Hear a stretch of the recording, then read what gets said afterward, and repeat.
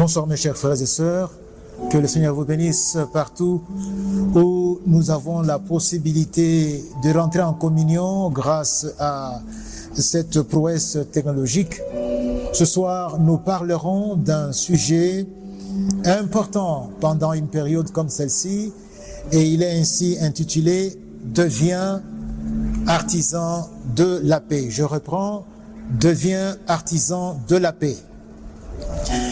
Un passage que je nous propose, c'est dans les Béatitudes, plus précisément dans l'Évangile, selon Matthieu, au chapitre 5, verset 9. Il est écrit ceci: « Heureux ceux qui procurent la paix, ils seront appelés fils de Dieu. Heureux ceux qui procurent la paix, ils seront appelés fils de Dieu. » La paix, mes frères, est une denrée très rare, mais d'une importance incontournable dans toutes les facettes de notre vie. Nous avons besoin de la paix. La paix est indispensable dans tous les milieux, partout où sont les hommes, il faut la paix. Dans les relations entre les hommes, il faut la paix. La paix est un ingrédient qui rend tout ce que nous consommons agréable et nutritif. Et c'est là au propre comme au figuré.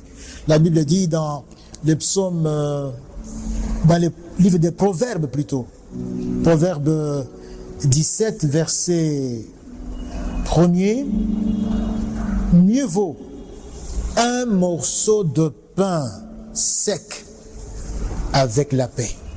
Mieux vaut un morceau de pain sec avec la paix qu'une maison pleine de viande avec des querelles.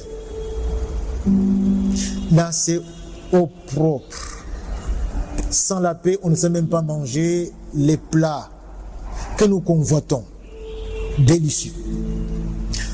Mais aussi, au figuré, il est dit dans le psaume 9,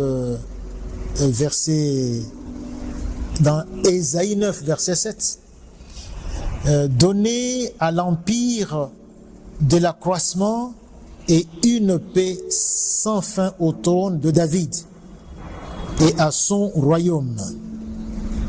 L'affermir, le soutenir par le droit et la justice, dès maintenant et à toujours. Voilà ce que fera le zèle de l'Éternel des armées. C'est important ici.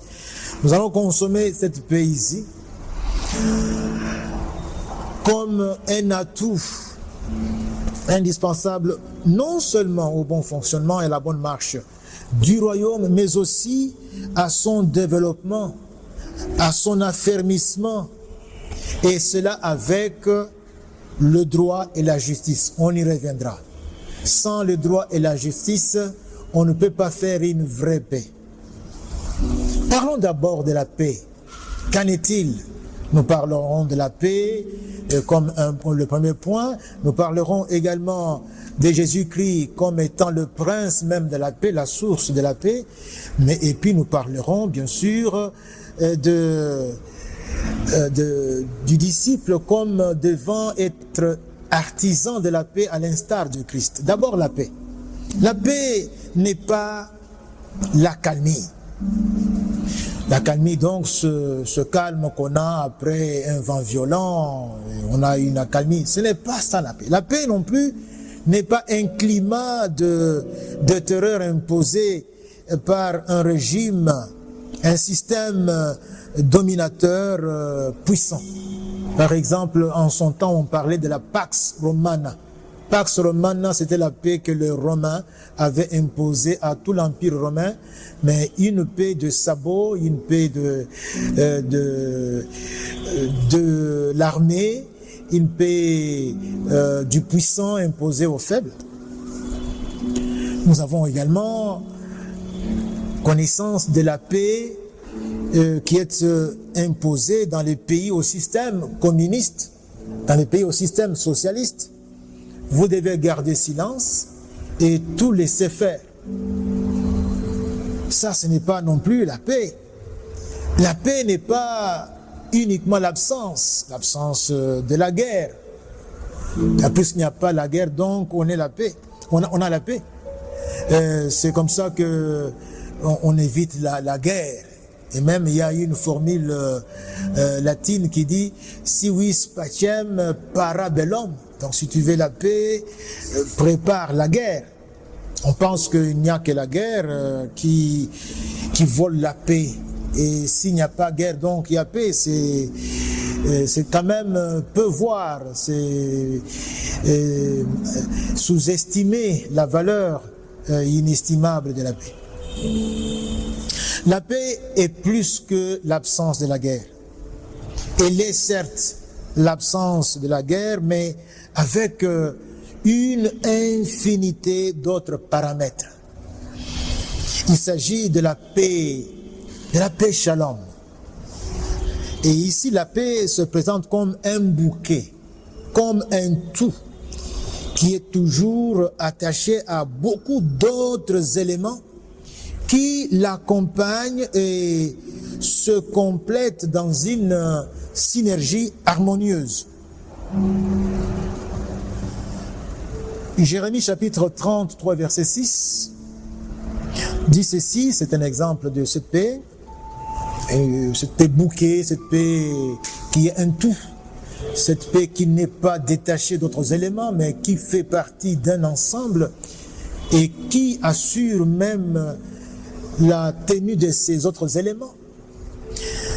Et Jérémie dit ceci, « Voici, je lui donnerai la guérison, la santé, je le guérirai, et je leur ouvrirai une source abondante de paix et de fidélité. » Notez tout ce qui est dit aux côtés de la paix.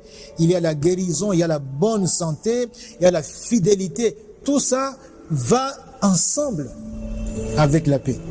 C'est vrai qu'il va y avoir une source abondante de paix qui va être ouverte, mais ce n'est pas sans compter avec les autres éléments qui ont été ici cités. Ézéchiel, chapitre 34, versets 24 à 25. Ézéchiel 34, 24 à 25. Au sujet de la paix, il est dit ceci, « Moi l'Éternel, je serai leur Dieu. Je traiterai avec elles, les brebis du Seigneur, de l'Éternel, une alliance de paix. » Ça sera une alliance de paix. « Et je ferai disparaître du pays les animaux sauvages. Elles habiteront en sécurité dans le désert et dormiront au milieu de la forêt. » Donc dans l'abondance, dans la sécurité, les brebis auront eu une alliance de paix. Mais pour cela, il faut écarter du pays tout ce qui rend la vie difficile, la vie pénible. Tout ce qui, mais aussi tous ceux qui sont à la base des difficultés. Dieu dit, je viens les écarter pour que mon peuple, pour que mes brebis vivent en paix. Le verset 29 du même chapitre 34 du livre d'Ézéchiel. Il est écrit ceci, « J'établirai pour elles une plantation qui aura du renom. Elles ne seront plus consumées par la faim dans le pays. Elles ne porteront plus l'opprobre des nations. » Vous comprenez bien, la paix implique l'absence de la faim, l'absence de l'opprobre, un cadre de vie de plus en plus viable. Tout ceci va avec la paix. Toujours Ézéchiel au chapitre 37, verset 26. « Je traiterai avec eux, le peuple, son peuple, une alliance de paix. Et il y aura une alliance éternelle avec eux. Je les établirai je les multiplierai et je placerai mon sanctuaire au milieu d'eux pour toujours. Regardez que d'autres éléments marchent et vont avec la paix. Même la présence effective de Dieu comme Emmanuel au milieu de son peuple. Il y a donc cette prospérité, ce développement, cette croissance sociale et économique, cette croissance numérique, ça va avec la paix. La paix, ce n'est pas quelques éléments seuls, unilatéralement isolés. La paix, c'est un bouquet, je l'ai dit. Le psaume 85, versets 11 et 12. Écoutez encore d'autres éléments qui vont avec la paix. Ils sont cités ici explicitement. La bonté et la fidélité se rencontrent. La justice et la paix s'embrassent. Une société sans justice ne peut pas s'attendre à la paix. C'est ainsi qu'il faut en amont, dans la phase préventive de la paix, enraciner la société dans la justice. Sans la justice dans tous les aspects de la vie, même la justice et surtout la justice distributive, si elle fait défaut et vous causez des misères. Donc, la bonté et la fidélité se rencontrent, la justice et la paix s'embrassent, la fidélité germe de la terre.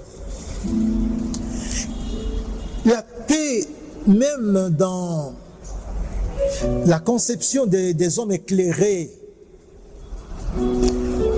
du milieu du peuple, la paix est associée toujours avec autre chose. J'en veux pour preuve cette plaidoirie qui était menée contre Paul devant Félix. Dans Actes chapitre 24, verset 3, c'est Tertulle qui accusait Paul. Il parle aussi de la paix et de ses implications. Il dit, très excellent Félix, tu nous fais jouir d'une paix profonde. Il pouvait s'arrêter là. Mais il dit ce que cette paix profonde implique et entraîne avec elle. Et cette nation a obtenu des salutaires réformes par des soins prévoyants. Est-ce que c'est vrai ce que dit ici Tertulle, ou c'est tout simplement pour plaire au roi Félix? Peu importe, mais sa logique tient debout. La paix que Félix, la paix profonde comme il la qualifie, que Félix a apportée, va avec des réformes qui sont prévoyantes, des réformes par des soins prévoyants de Félix. En fait, en parlant du bouquet, clôturons avec Galates chapitre 5, verset 22, quant à la paix. La paix fait partie d'un tout indissoluble, d'un ensemble qu'on ne peut diviser. Et ce tout indissoluble s'appelle le fruit de l'esprit. On ne peut pas prétendre avoir la paix sans le reste. La paix est l'une des facettes, mais qui se retrouve à toutes les sources de ces facettes du fruit de l'esprit. Le fruit de l'esprit, lisons-nous dans Galates 5, verset 22, c'est l'amour, la joie, la paix,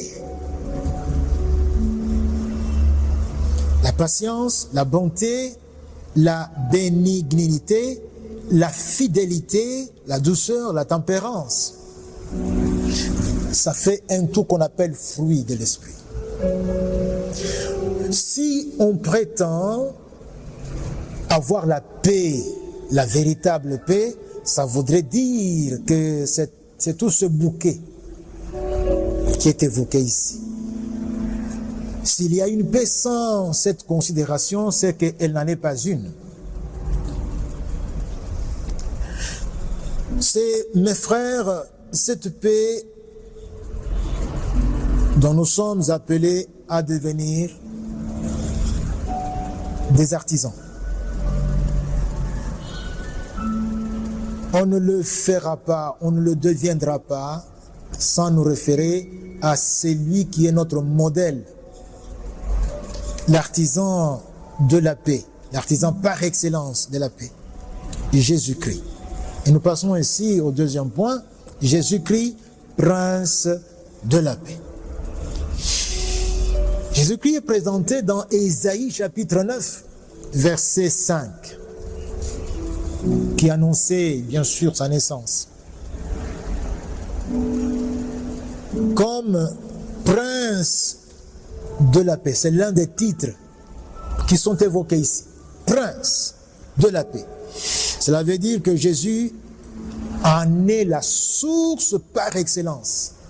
Prince veut dire monarque, veut dire majesté, veut dire roi. Donc Jésus est roi de paix. Jésus est monarque de la paix. Jésus est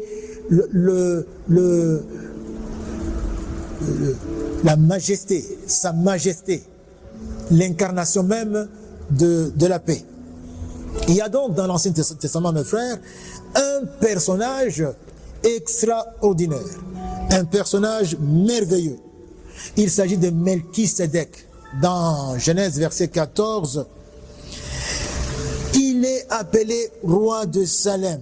Melchisédek veut dire roi de justice. Notez cela, Melchisédek, roi de justice. Sédek, justice, Melch, c'est le roi, roi de justice.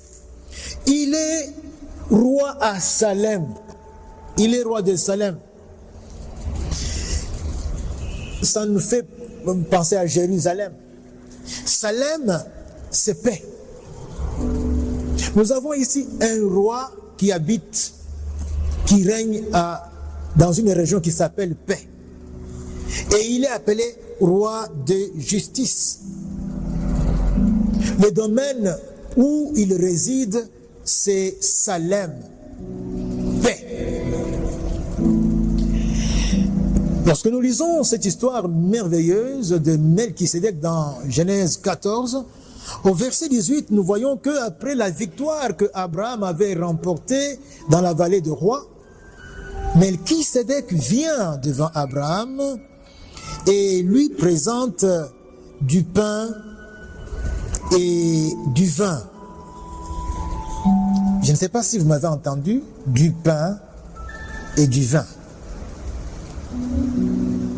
Melchisédek vient et présente à Abraham du pain et du vin. Des siècles plus tard, nous allons avoir en quelque sorte une répétition de ce geste des siècles plus tard. Il va y avoir Jésus-Christ qui va aussi donner pendant un repas. Il inaugure un autre repas qui devrait être, lui, un repas sacré. Et ce repas est constitué, demandez-moi de quoi? Justement, du pain et du vin.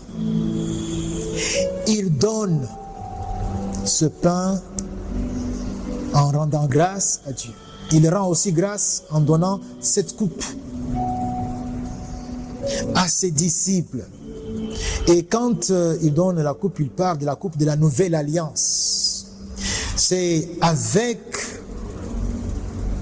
le sacrifice que symbolise ce repas que Jésus nous introduit dans la réconciliation, c'est-à-dire dans la paix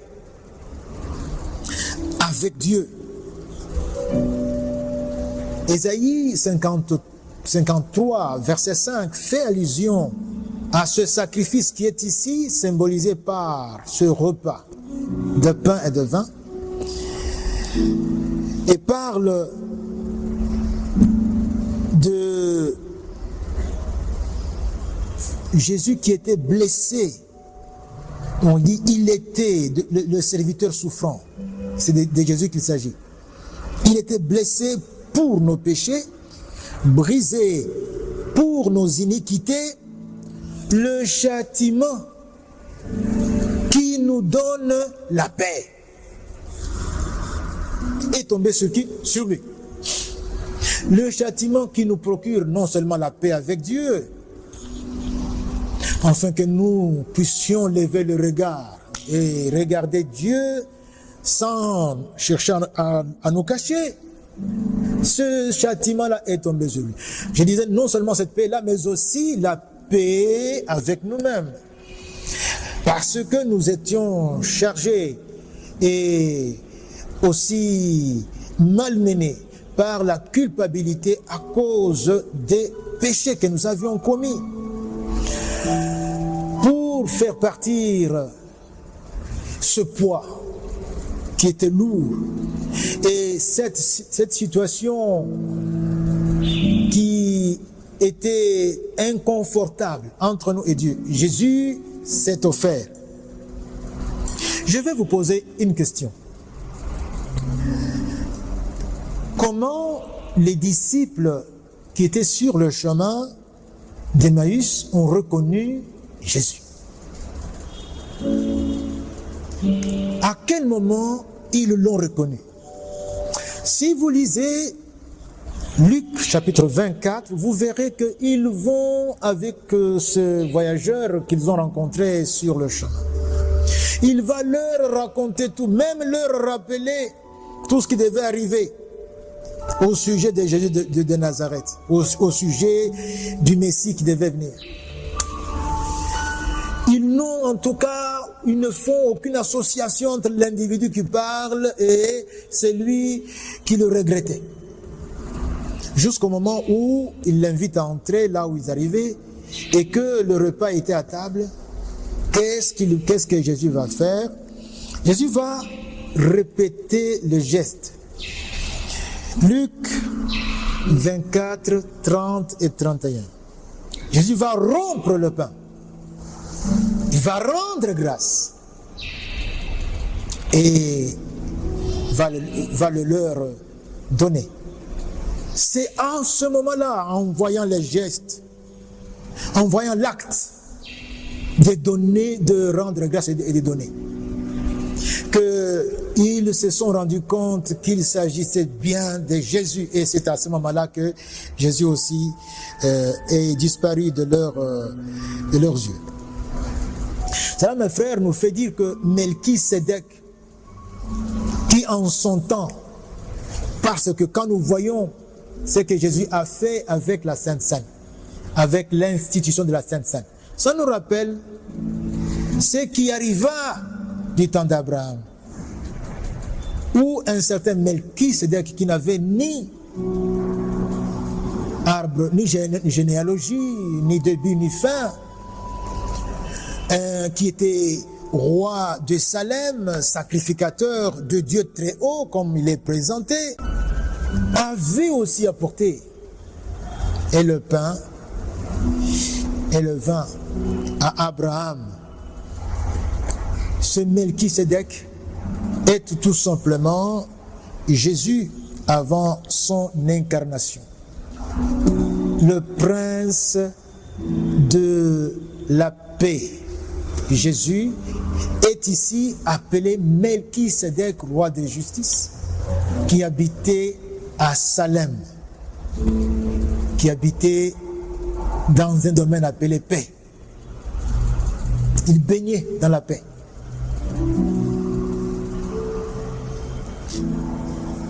Mes frères, mes sœurs, par ailleurs, Jésus-Christ nous procure Une paix bien différente de celle que le monde nous propose. Une paix propre à lui. La paix que le monde nous suggère n'est pas du tout paix. Il y a des intérêts derrière. Il y a des calculs des hommes derrière. Jésus dit dans Jean 14, verset 27, il dit ceci: « Je vous laisse ma paix. Je vous donne ma paix. Je ne vous donne pas comme le monde donne.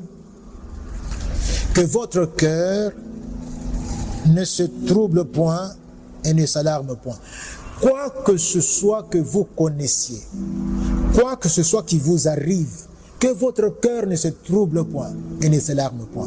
Nous sommes maintenant dans une situation par laquelle nous passons où il y a de quoi être troublé et être inquiété. Jésus dit que votre cœur ne se trouble point et ne s'alarme point. Je vous dis que la paix différente de celle que le monde nous donne, c'est Jésus lui-même incarné. La paix, Jésus est la paix incarnée. C'est pourquoi il faut le recevoir. Le recevoir et le laisser régner sur tous les aspects de notre vie. Le laisser régner sur toutes les réalités, sur toutes les dimensions. Dans nos foyers et même dans nos voisinages, dans la famille élargie, dans tous les secteurs de nos activités, nous devons laisser Jésus régner. Il est la paix. Lorsque nous le laissons contrôler tout en tant que Seigneur, il est le shalom. Et il n'est pas tout simplement paix, quiétude, où nous ne sommes pas troublés. Il est plus que ça. Il est shalom, il est croissance, il est développement, il est prospérité, il est espérance. Il est espérance même là où il n'y a pas d'espérance. Il est espérance. Même là où tout le monde désespère. Même là où la mort arrive, Jésus reste shalom. Nous n'avons même pas à craindre la mort. Qu'en est-il de cette paix? Permettez qu'on en dise deux mots. Nous sommes dans Philippiens chapitre 4, verset 7. Il est dit ceci: et la paix de Dieu, car il s'agit bien de cela, qui surpasse toute intelligence. Ça veut dire que les hommes ne peuvent pas appréhender. Gardera vos cœurs et vos pensées en Jésus-Christ. Lorsque mes pensées et mon cœur sont gardés en Jésus, dans la paix de Jésus, la paix que Dieu donne, cela veut dire que tout ce qui va être produit comme action ou réaction sera en fonction de ce que j'ai dans ma tête, de ce que j'ai dans mon cœur. Il est très important, mes frères, mes sœurs, d'entendre ce qui est dit concernant la paix que Jésus nous apporte. Et nous sommes là dans Éphésiens chapitre 2, versets 13 à 18. Qu'est-ce qui est dit concernant cette paix que Jésus nous a procurée et nous a apportée? Mais maintenant, en Jésus-Christ, vous qui étiez jadis éloignés, vous avez été rapprochés par le sang de Christ. Il a fallu que le sang soit répandu pour que non seulement, on en a déjà parlé, nous ayons la paix avec Dieu, mais aussi la paix entre nous. Et ici, Paul fait allusion à ces deux camps, savoir d'un côté les juifs, d'un autre les non-juifs. Il y avait cette séparation qui faisait que les uns ne pouvaient pas fréquenter les autres. Car il est notre paix. Voilà. Je vous disais ici que Jésus-Christ, la paix que Jésus nous donne, c'est même Jésus-Christ incarné. Paul le dit ici encore mieux. Il est notre paix, lui qui de deux n'en a fait qu'un et qui a renversé le mur de séparation, l'inimitié, ayant anéanti par sa chair la loi des ordonnances dans ses prescriptions, afin de créer en lui-même, avec les deux, un seul homme nouveau, en établissant la paix. En établissant quoi? La paix. Et de les réconcilier l'un et l'autre, juifs et non-juifs, en un seul corps, avec Dieu par la croix. Le sacrifice est rappelé, le sang qui a été versé. En détruisant par elle l'inimitié. Il est venu annoncer la paix. À vous qui étiez loin, et la paix. À ceux qui étaient près. Car par lui, nous avons les uns et les autres accès auprès du Père dans un même esprit. Voilà ce que Jésus a fait par son sacrifice, par le sang qu'il a répandu et qui a été symbolisé par cette coupe qu'il donnait aux disciples en disant cette coupe est la nouvelle alliance. Et il a demandé aux disciples que nous sommes de reproduire ce même geste quand nous nous rassemblons. C'est pourquoi nous avons régulièrement la Sainte Seine. Mais cette mission de Christ nous a été léguée. Christ a dit, comme le Père m'a envoyé, moi aussi je vous envoie. Ça voudrait dire qu'en matière de paix, en matière d'artisans de paix, nous sommes également mis à contribution par Dieu en Christ pour répandre tout autour de nous la paix. Et nous finissons avec la troisième partie, artisans de la paix à l'instar de Christ. Si nous sommes appelés à être artisans de la paix, c'est ni plus ni moins sans Jésus-Christ. On ne peut pas le faire sans Jésus-Christ, voulais-je dire. C'est en Christ, à l'instar de Christ. La condition même, qui est la condition sine qua non pour la paix, c'est être en Christ. Et c'est ainsi que nous allons, puisque étant en Christ, reproduire la vie de Christ.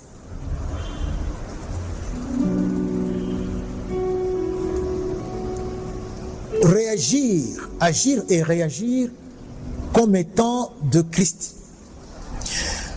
J'ai parlé de 2 Corinthiens chapitre 5, verset 17, il est dit, si quelqu'un est en Christ, et je t'invite, toi qui n'es pas encore en Christ, tu ne pourras pas être un véritable artisan de la paix.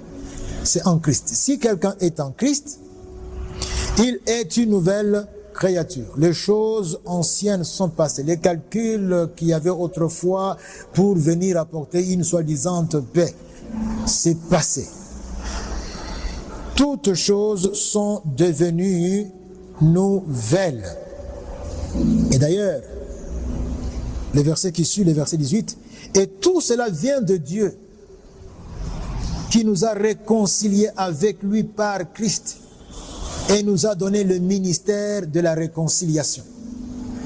Le ministère qu'avait Jésus, c'est celle de réconcilier le monde avec lui et de réconcilier les hommes entre eux, nous a été légué en Christ Jésus.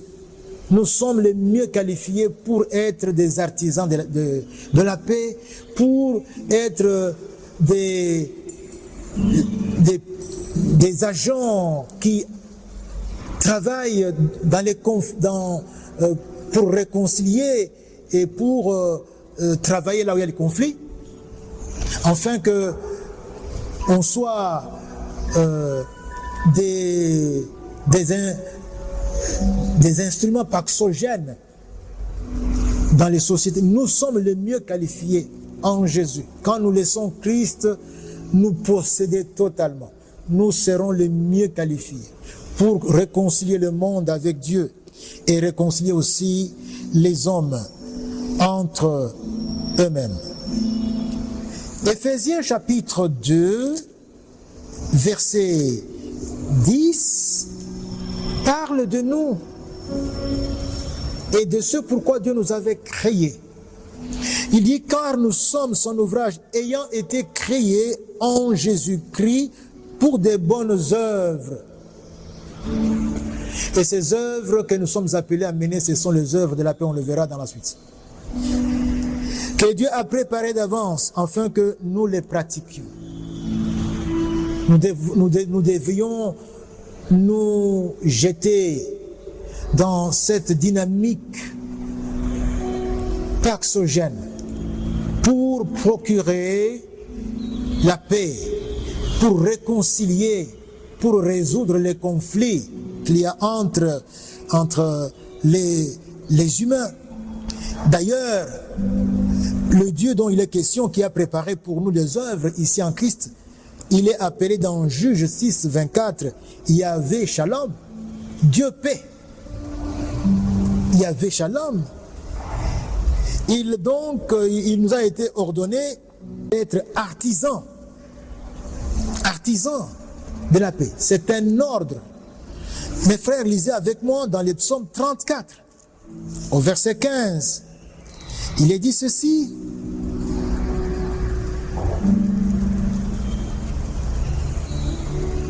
Éloigne-toi du mal et fais le bien. Les bonnes œuvres. Et éloigne-toi du mal et fais le bien. Recherche et poursuis la paix dans tout ce que tu fais avec ton épouse, avec ton époux, avec tes parents, avec tes enfants, avec ceux qui vivent dans ta maison. Recherche la paix. Et ce moment est propice pour le cadre familial, afin que nous cultivions la paix. Ce n'est pas parce que les gens se taisent qu'il y a la paix.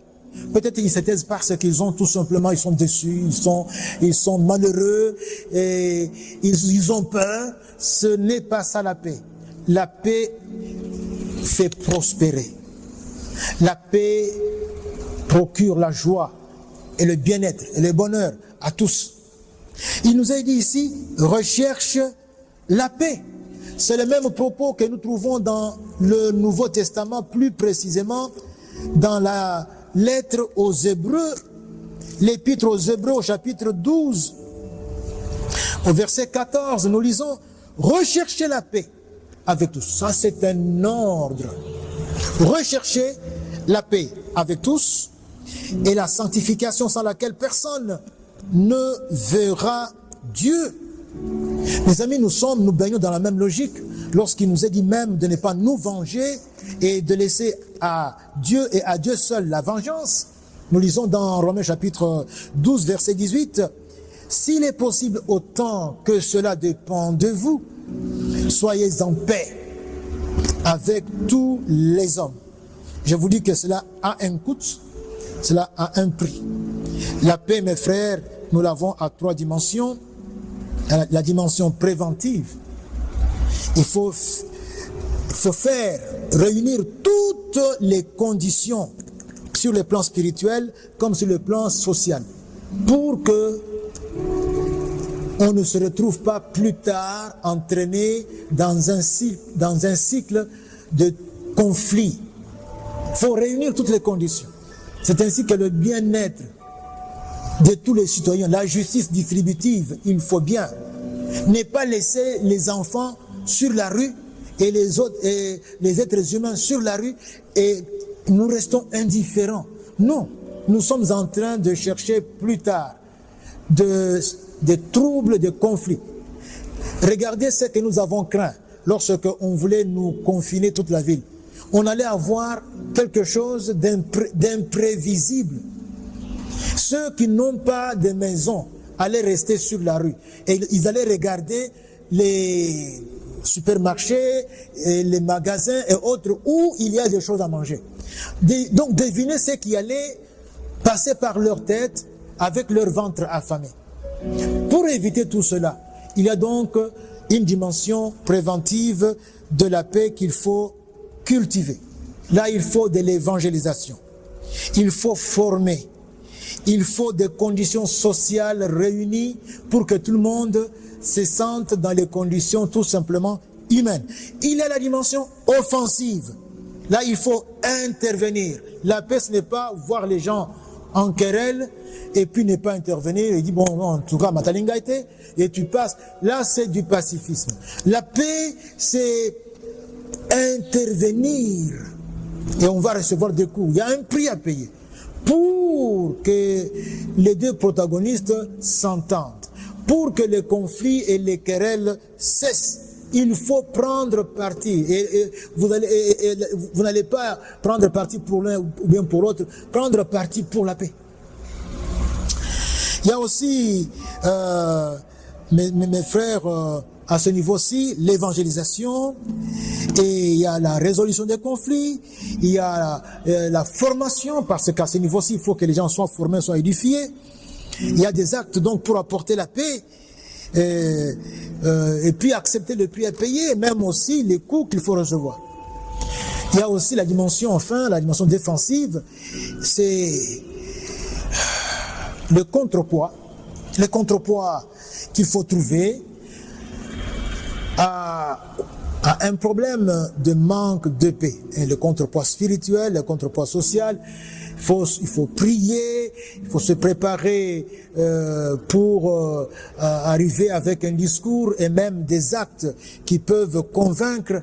Et quand nous sommes visés dans cette situation, Jésus nous dit dans Matthieu 5, à partir du verset 38 à 45, il nous dit, voilà, vous avez entendu qu'il a été dit dent pour dent, œil pour œil, mais moi, je vous dis, voilà ce que Jésus nous dit, quand on vous frappe à la joue gauche, donnez aussi la joue droite. Et si quelqu'un vous prend votre manteau, donnez aussi la tunique.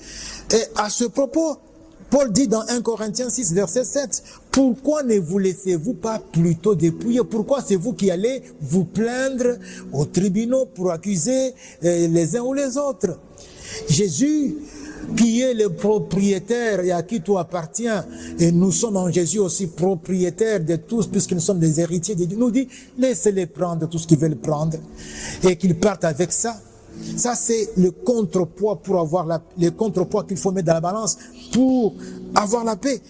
Là, mes frères, je vais terminer avec ce que dit l'apôtre Jacques dans Jacques chapitre 3, verset 16 à 19. Il dit ceci, car là où il y a un zèle amer et un esprit de dispute, il y a du désordre et toutes sortes de mauvaises actions. Notre Dieu est un Dieu de paix et non de désordre. La sagesse d'en haut est premièrement pure, ensuite pacifique, modérée, conciliante, pleine de miséricorde et de bons fruits, exempte de duplicité, d'hypocrisie. Vous voyez donc ce bouquet-là, la paix va avec. Le fruit de la justice est semé dans la paix par ceux qui recherchent la paix. Mon frère, ma sœur, je te supplie de devenir artisan, artisane de la paix, à l'instar de notre Seigneur Jésus-Christ. La paix doit être semée autour de toi. Et cette paix autour de toi, jusqu'au-delà même de la ville, du pays, du gouvernement, du continent, de toute la terre, passe par toi. Alors sois en paix avec Dieu par Jésus-Christ et reproduis la paix de Jésus en toi et autour de toi. Que Dieu te bénisse et te fasse du bien en tant qu'artisan ou artisane de la paix. Amen.